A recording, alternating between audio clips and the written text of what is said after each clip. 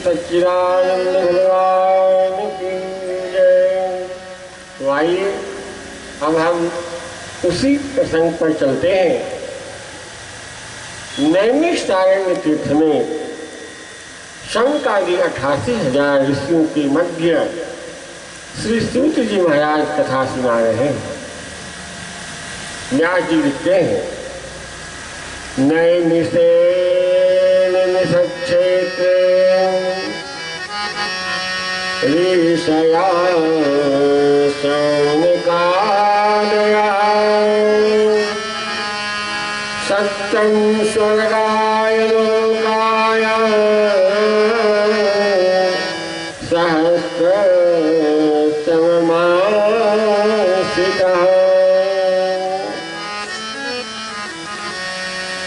त्वया खलु पुराणानि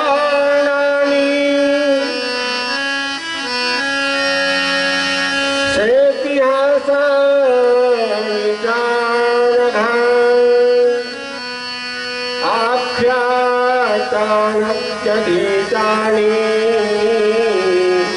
धर्मशास्त्राणि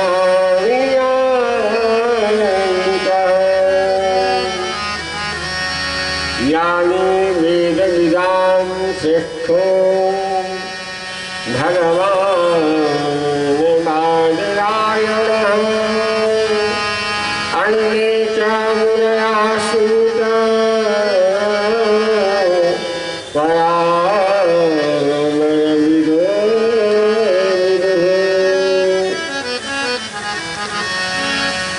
ध्यान दीजिएगा। नैमिषारण्य तीर्थ में एक कथा चल रही है और वक्ता है सूत जी महाराज, श्रोता है शौनकादि 88,000 ऋषिगण। कथा श्रवण करते करते हृदय में अवश्य ही जिज्ञासा जागृत होती है। तो 88,000 ऋषियों के मध्य में सौनक जी हैं। सौनक जी ने सूत जी से प्रश्न पूछा है। प्रश्न पूछा है कि महाराज, मानव का परम धर्म क्या है? पहला प्रश्न। दूसरा,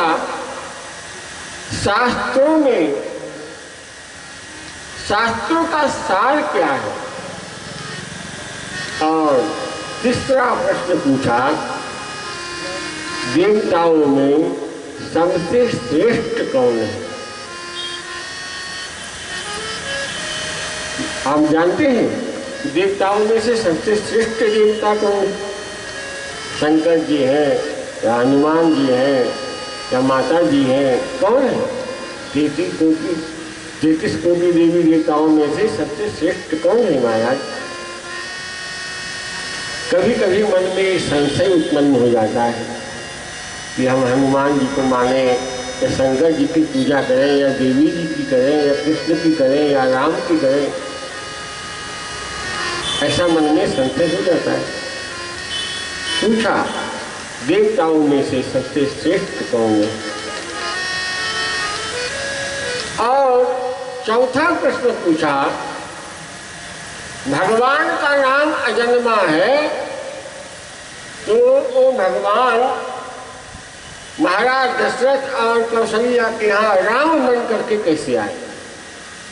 यदि वो अजन्मा है तो वसुदेव और देवकी के यहाँ कृष्ण बन करके कैसे आए? और पांचवा प्रश्न पूछा, भगवान के अवतार कितने? छठा प्रश्न, जब भगवान इस धराधाम को छोड़कर अंतर ध्यान हो गए तो धर्म जो है किसके शरण में गया? कितने हुए? 6 प्रश्न हुए। श्रोता यदि प्रश्न करते हैं तो वक्ता को बड़ा आनंद होता है कि हाँ, ये कोई जिज्ञासु श्रोता है, कुछ जानना चाहते हैं। मन आनंद से विभोर हो गया। सूत जी बड़े प्रसन्न हो गए और उन्होंने इस प्रश्न के उत्तर देने के पूर्व श्री सुखदेव जी महाराज को प्रणाम किया है। यम प्रवजन्तमनुके तमके तत्पुत्रं द्वैपायनो विरहता तरया जुहाव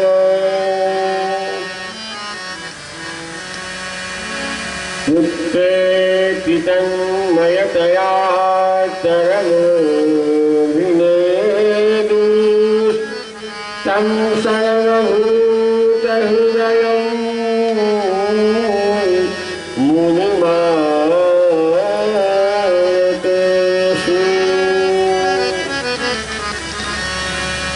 यस्त्वानुभवामखिलं श्रुतिसारमेकम्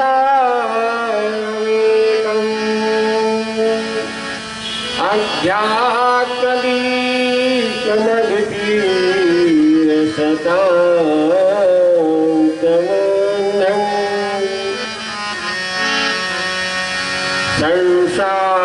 संसारिणां करुणयाः पुराणगुह्यं तं व्याससूनं कयामि मुनिं।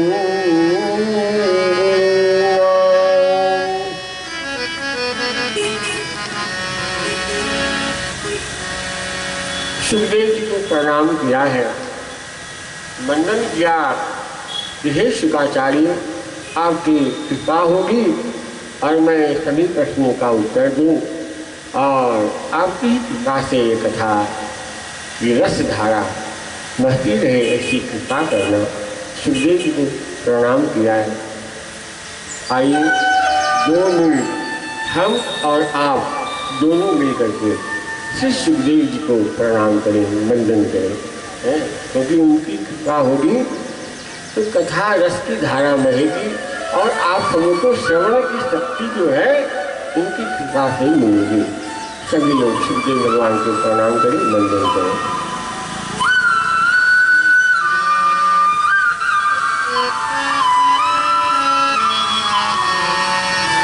हर हर की कथा सुनाने वाले, प्रभु की कथा सुनाने वाले, तुमको लाखों प्रणाम, तुमको लाखों प्रणाम, तुमको लाखों प्रणाम, तुमको लाखों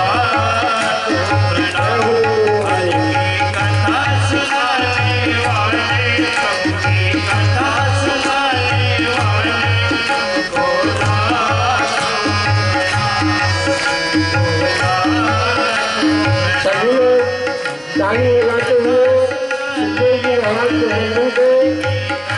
भगवान की कृपा होगी।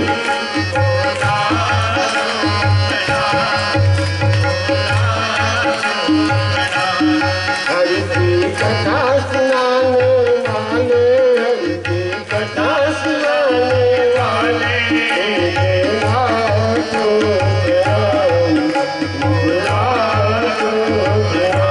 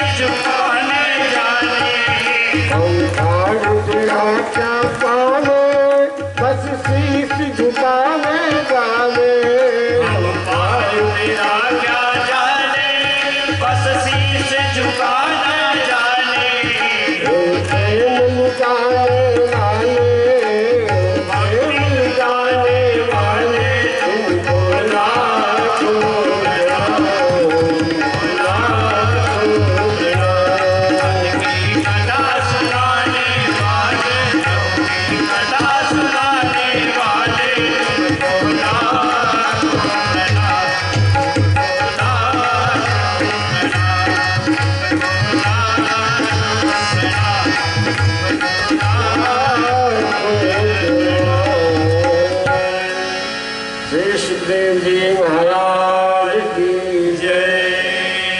सुखदेव भगवान को प्रणाम किया है और सुखदेव जी के जन्म की कथा सुनाई। कहते हैं कि जब देवर्षि नारद जी कैलाश पर्वत पर आए हैं और देखा कि भगवान महादेव तपश्चर्या में लीन है, माता पार्वती के पास जाकर के नारद जी ने कहा, माँ, इस संसार में सभी लोग बड़े स्वार्थी, कोई किसी से सच्चा प्रेम नहीं करता। यहाँ तक पति और पत्नी में भी सच्चा प्रेम नहीं रहा है। माता पार्वती को अच्छा नहीं लगा। नारद, आप क्या कहते हो? मेरी महादेव तो बड़े सरल है, हमसे निस्वार्थ प्रेम करते हैं। नारद जी ने कहा कि माँ, यदि महादेव बाबा भोले आपसे सच्चा प्रेम करते हैं तो गले में जो मूंग का माला पहन रखे हैं वो क्या है, आपको बताया कभी? पार्वती जी कहती है कि नारद जी, हमसे प्रेम तो बहुत करते हैं लेकिन आज तक बताया नहीं कि वो है क्या, किसका मूंग का माला है? नारद जी ने कहा, तुम क्या खाक प्रेम करते हैं? और जिनको भोलेनाथ दिन रात गले में पहन करके घूमते रहते हैं उसके विषय में आपको बताया नहीं, क्या प्रेम करते हैं? हम स्त्रियों को तो थोड़ा ऐसी अटपटी बात बता दो तो दिमाग में बैठ जाती। फिर रूठ गई माता पार्वती, मन में विचार करते हैं, आज आने दो फिर मैं बताऊंगी, समझाऊंगी आज भोलेनाथ को। और घर में यदि पत्नी रूठ जाए ना तो सारा मामला खराब हो जाता है। इसलिए हमारे जो पुरुष भाई हैं उनको ध्यान रखना चाहिए। सारा काम बिगड़ जाए तो चलेगा लेकिन घर की पत्नी नहीं रूठनी चाहिए, नहीं तो फिर काम खत्म है। आज भगवान भोलेनाथ की जो धर्म पत्नी है माता पार्वती रूठ गई बेचारी। भगवान भोलेनाथ आए तो देखा पार्वती जी कोप भवन में चली गई है।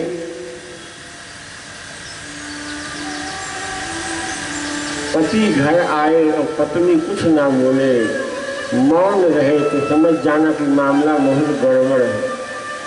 शिव जी को लगा कि कुछ बात बिगड़ गया है। पूछा, देवी, अरे ओ देवी, क्यों रूठ गई है, क्या हुआ? पार्वती ने कहा कि रहने दो, आप तुम ऊपर से काले हो और अंदर दिल से भी काले हो। अच्छा, क्या हुआ, बात तो बताओ। बोले कि आपने जो गले में मूंगों का माला पहन रखा है वो किसका है, आज तक बताया है आपने? शिव जी ने कहा कि देवी, मैंने ये मूंग का माला किसी और का नहीं है, ये तुम्हारा ही मूंग है। तुमने मुझे पति रूप में पाने के लिए जितने बार शरीर छोड़ा है तो तुम्हारी याद बनी रहे, इसलिए तुम्हारे ही मूंड का माला मैं धारण करता हूँ। माता पार्वती कहती है, तब तो आप महाकंपी निकले। अरे क्यों?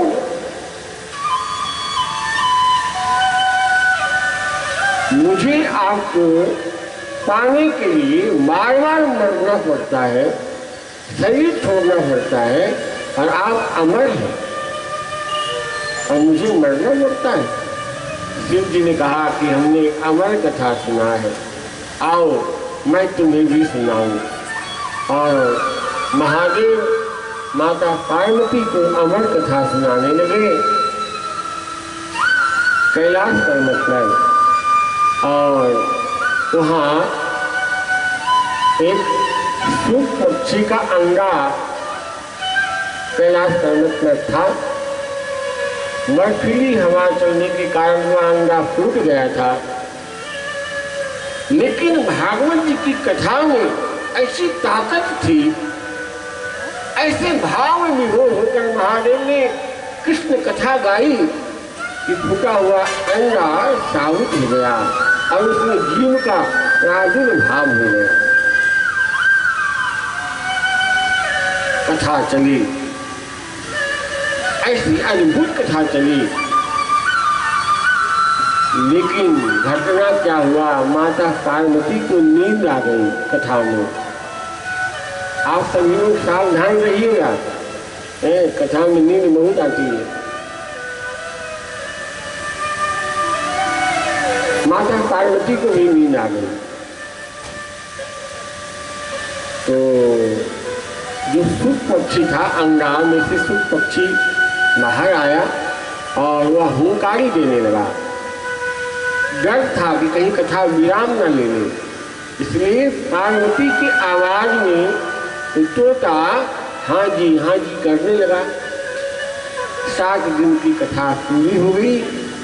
अब जयकारा लगा तो माता पार्वती की नींद खुल गई और भोलेनाथ से प्रार्थना किया, महाराज आपकी कथा में मैं सो रही थी, मुझे क्षमा करिएगा, मैं कथा पूरी सुन नहीं पाई, आप फिर से वो कथा सुनाइए। शिव जी को आश्चर्य लगा कि तुम कथा नहीं सुन पाई, तो कौन था जो तुम्हारी आवाज में हुंकारी भर रहा था? देखा पीछे मुड़कर उस तोता जो है कथा बड़ा भाव से सुन रहा था। शिव जी को क्रोध आया और उस सूप पक्षी को मारने के लिए दौड़ पड़े। क्रोध क्यों आया शिव जी को? तोता ने तो कथा सुनी, कोई अपराध नहीं किया था, लेकिन क्रोध इसलिए आया कि बिना नियम पूर्वक कथा सुनी थी। वो व्यास पीठ के पीछे होकर के कथा सुनी थी। जब महादेव दौड़े त्रिशूल को लेकर तो कैलाश पर्वत से नीचे वो तोता उड़ता हुआ आया, जहां व्यास जी की पत्नी मृतिका देवी स्नान कर रही थी। गोता लगाकर जब बाहर निकली, मुंह खुला और वह सूप पक्षी उसमें प्रवेश कर गया। तो मृतिका देवी की गर्भ से वेद मंत्रों की आवाज आने लगी। 12 वर्ष बीत गए, बालक का जन्म नहीं होता।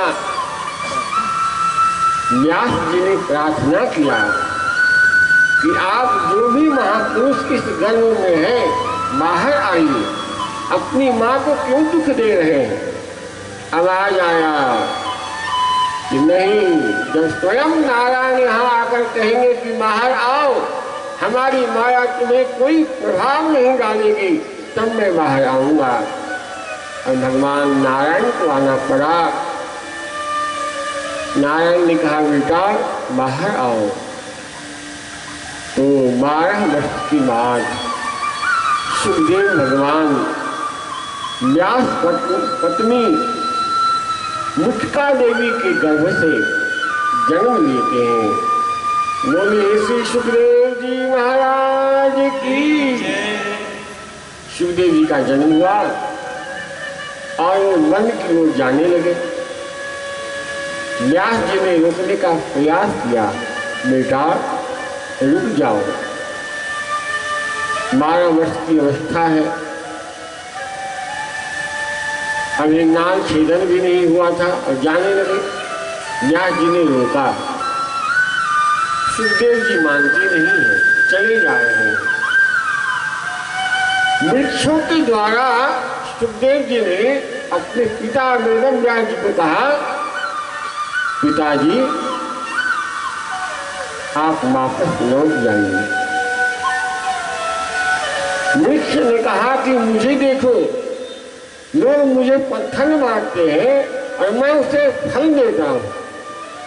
आपका बेटा जगत कल्याण करने को जा रहा है, हे व्यास जी आप लौट जाइए। व्यास जी लौट गए।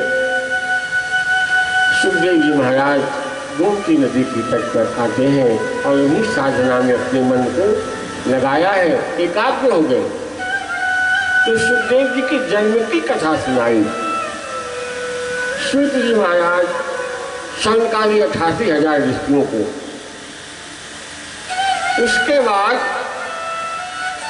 नर नारायण भगवान को प्रणाम किया। नारायणं नमस्कृत्यं नरं चैव नरोत्तमं देवीं सरस्वतीं व्यासं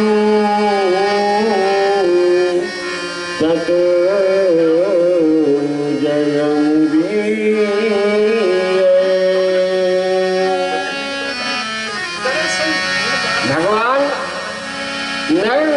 प्रणाम किया है और माता सरस्वती को प्रणाम किया। सरस्वती माता की कृपा से कथा कहने की और कथा सुनने की एक दिव्य शक्ति आती है। जय जय जय हे वीणा पाणी, माँ सरस्वती को वंदन किया है।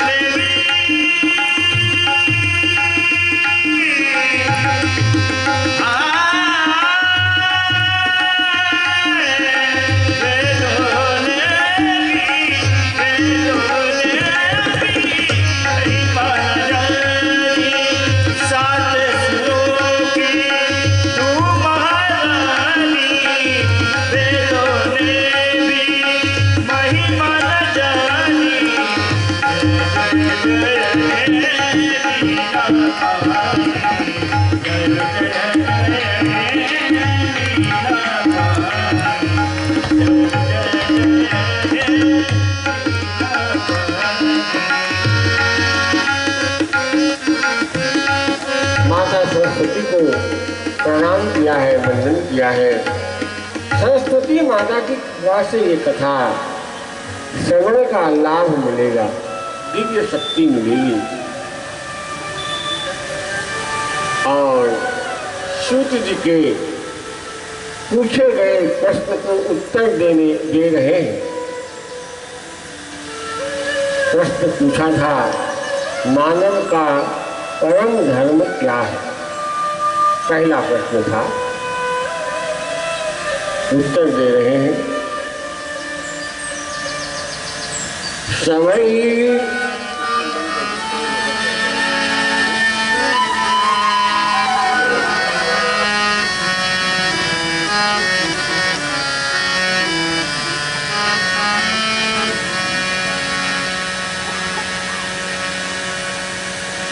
समय धर्मो समय धर्मो यतो भक्ति अधोक्षदे अहेतुक्या प्रकृता अयात्मा संप्रसीदति।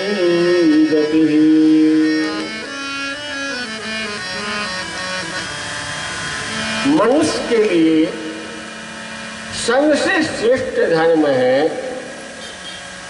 भगवान श्री कृष्ण की भक्ति।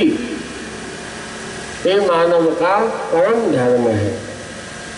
निरंतर निस्वार्थ भक्ति भगवान कृष्ण की करते रहे, यह मनुष्य का परम धर्म है। धर्मश्चयापवर्गस्य नार्थोऽर्थायात्मकल्पते नार्थस्य धर्मेकान्तस्य कामो नावायहि स्मृतः कामश्चयन्द्रियप्रीतिर्लाभो जीवेतयावता जीवस्य तत्त्वजिज्ञासा नाथो यस्तेह कर्मभिः। मनुष्य के लिए चार पुरुषार्थ कहे गए हैं।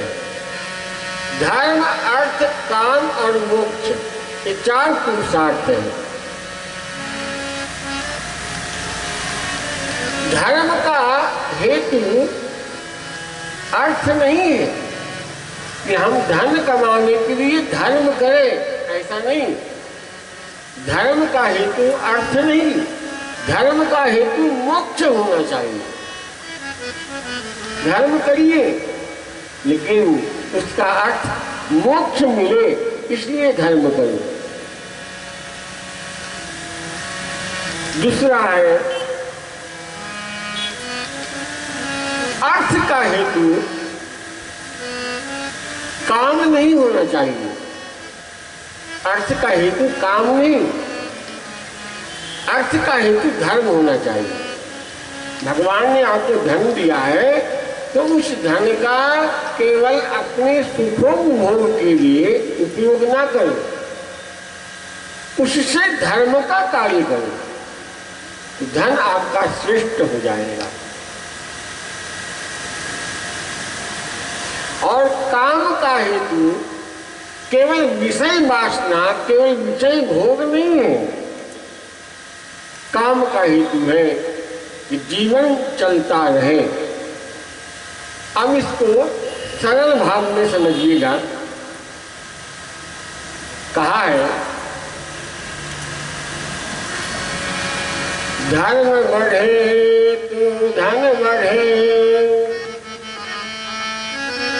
ध्यान दीजिए, धर्म बढ़े तो धन बढ़े, धन बढ़ मन बढ़ जाए, मन बढ़े महिमा बढ़े, बढ़त बढ़त बढ़ जाए।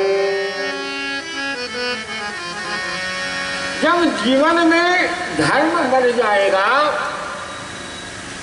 तब धन भी बढ़ेगा। यदि आप धनवान बनना चाहते हैं तो पहले धर्म करिए। जीवन में धर्म आएगा तो धन तो अपने आप आएगा, और जब आपके पास धन आएगा तो मन भी आपका बड़ा हो जाएगा, और मन जब बढ़ जाएगा तो आपकी महिमा भी बड़ी हो जाएगी। भाई आपके पास धन है तो उस धन का आप सदुपयोग करेंगे, दान करेंगे, धर्म करेंगे तो आपकी महिमा बढ़ जाएगी। और मन बढ़े, महिमा बढ़े मढ़त मढ़त मढ़ जाए, सब कुछ मर जाएगा। यदि आपके धर्म को जीवन में अपना लिया है तो आपके जीवन में सब कुछ मिल जाएगा, और यदि जीवन में धर्म नहीं है तो सब चला जाएगा। धर्म घटे तो धन घटे, और धन घटे मन घट जाए, मन घटे महिमा घटे, घटत घटत घट जाए। यदि जीवन से धर्म चला गया, जीवन से धर्म समाप्त हो गया, तो समझिएगा धीरे धीरे धीरे धीरे सब कुछ समाप्त हो जाएगा। इसलिए मेरे भाई बहन, भगवान ने बड़ी कृपा की है और मनुष्य जीवन दिया है, तो इस जीवन से कुछ न कुछ सदुपयोग करो, धर्म कार्य करिए। अब धर्म क्या है? भगवान की कथा सुनना धर्म है, कीर्तन करना धर्म है, दान करना धर्म है, यज्ञ करना, अनुष्ठान करना धर्म है। भगवान ने आपको सामर्थ्यवान बनाया है तो जितनी शक्ति है उतना दान भी करें, धर्म करें, यज्ञ करें, अनुष्ठान करें, उससे अपना धन पवित्र हो जाता है। सूत जी महाराज कहते हैं,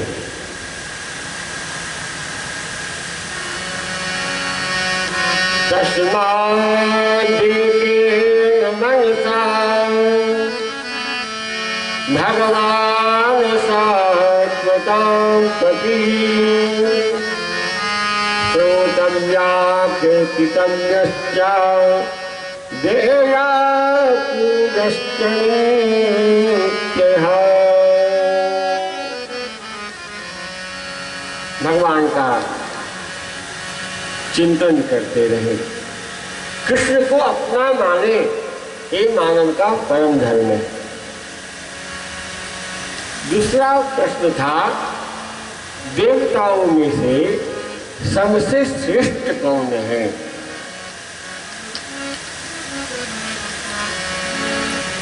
यहाँ तो भगवान श्री कृष्ण ही सर्वश्रेष्ठ है, जगत नियंता जगदाधार भगवान कृष्ण सर्वश्रेष्ठ है, सभी देवताओं में से श्रेष्ठ।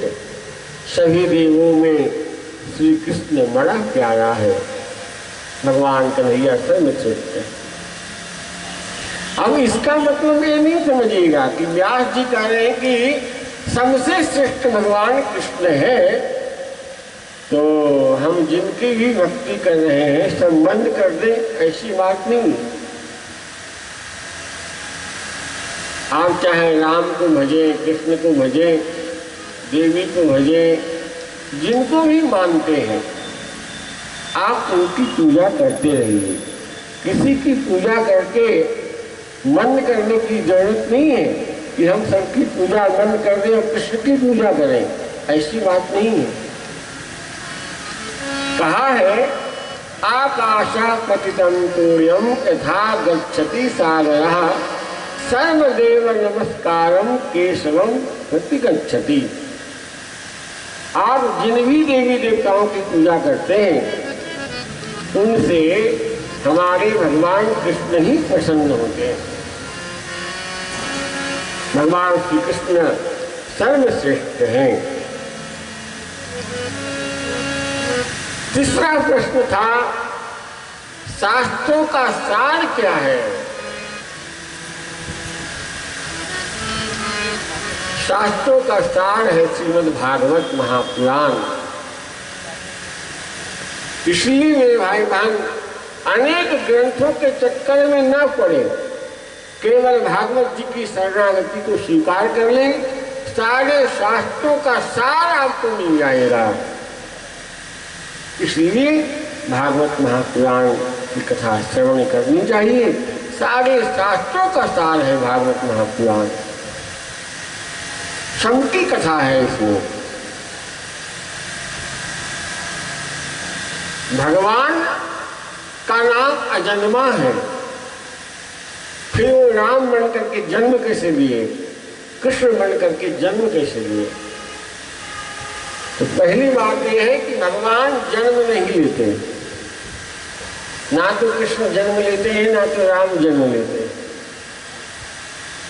उनका अवतार होता है, इसलिए रामावतार, कृष्ण अवतार, भगवान प्रकट होते हैं, उनका जन्म नहीं होता है। अब भगवान अवतार कब लेते हैं, कब प्रकट होते हैं? गोस्वामी तुलसीदास जी ने कहा है, जब जब होई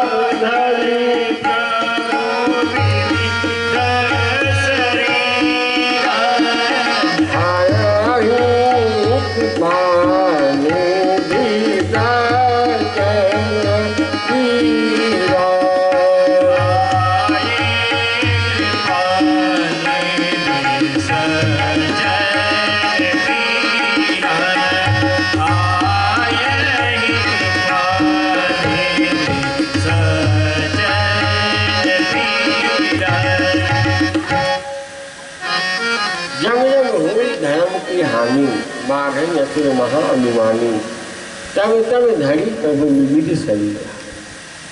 जब धर्म का हानि होने लगता है तो भगवान अवतार धारण करते हैं।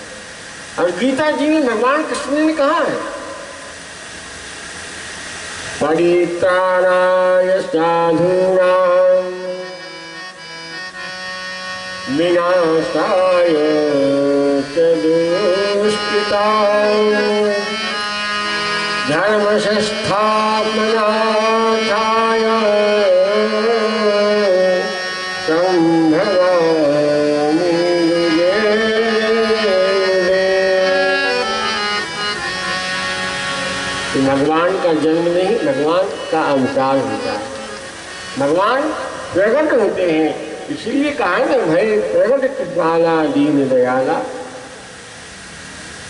इसके बाद पांचवा प्रश्न था कि भगवान के अवतार कितने? उसी को कहा है हरि अनंत, हरि कथा अनंता। लेकिन यहाँ सूत जी महाराज कह रहे हैं, भगवान के अवतार के विषय में बता रहे हैं, स एव प्रथमो देवः कौमारं सर्गमास्थितः चचार दुष्करं ब्रह्मचर्यं अखंडिता। भगवान के मुख्य 24 अवतार हैं। भागवत जी में होता है कि 24 अवतार हैं भगवान के। अब कौन कौन अवतार हैं ये भी सुनिए। पहला अवतार सनत, सनंदन, सनातन और सनत कुमार पहला अवतार है और ये ब्रह्मचर्य के प्रतीक है। दूसरा अवतार वाराह नारायण का है, तीसरा नारद जी का है, चौथा अवतार नर नारायण का है, पांचवा कपिल देव का है, छठा अवतार दत्तात्रेय जी का है और सातवां अवतार यज्ञ भगवान का है। आठवां अवतार ऋषभ देव का, नौवां पृथ्वी राजा का, 10वां अवतार है जिन्होंने धर्म के आदर्श बताए हैं। ऐसे मत्स्य अवतार ये भगवान का 10वां अवतार है। 11वां अवतार भगवान ने कच्छप रूप में धारण किया है। 12वां अवतार धन्वंतरी जो अमृत को लेकर के प्रकट हुए हैं वो धन्वंतरी अवतार। 13वां अवतार भगवान ने मोहिनी का बनाया। जब समुद्र मंथन हुआ और असुर लोगों ने अमृत कलश लेकर के भाग गए, भगवान ने मोहिनी का रूप बनाया और सारे असुर से मोहित हो गए और अमृत कलश को लेकर के सारे देवताओं को पान कराया है। तो मोहिनी का अवतार है 13वां अवतार। और 14वां अवतार जो है हमारे नरसिंह भगवान का है। भक्त प्रहलाद के ऊपर दिव्य करुणा करने के लिए भगवान नरसिंह का रूप धारण करके अवतरित हो गए। 15वां अवतार वामन भगवान का है जिन्होंने 3 पग में पूरी पृथ्वी को माप लिया और देवताओं की जो संकट थी उनके संकट का निवारण किया है। 16वां अवतार परशुराम भगवान का है। 17वां अवतार व्यास भगवान का है जिन्होंने भागवत महापुराण की रचना की। हमारे सुखदेव भगवान के पिताजी हैं व्यास जी। तो व्यास जी का अवतार 17वां अवतार है। 18वां अवतार भगवान ने राम रूप में प्रकट हुए। भगवान राम का 18वां अवतार है। और 19वां अवतार हमारे भगवान कृष्ण के अग्रज भ्राता श्री बलराम जी का है। 20वां अवतार भगवान कृष्ण का है।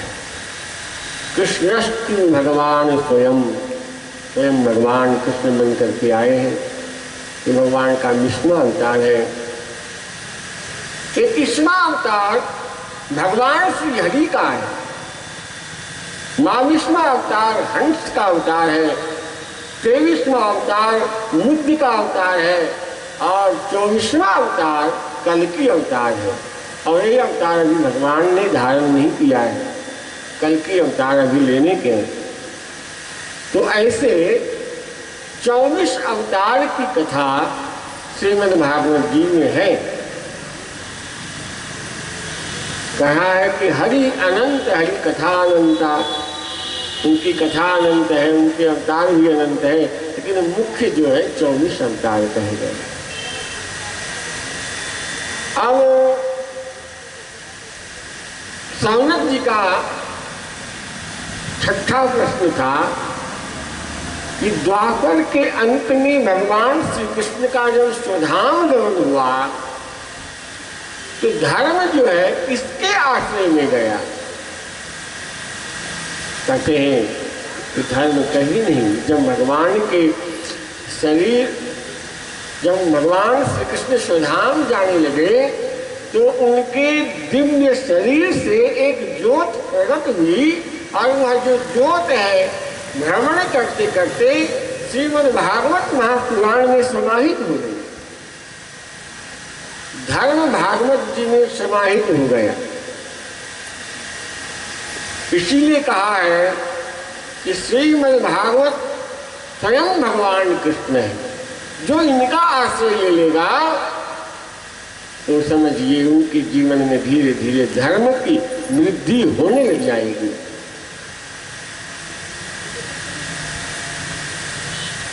और यह भागवत महापुराण में जो धर्म समाहित हुए हैं, ऐसे महापुराण की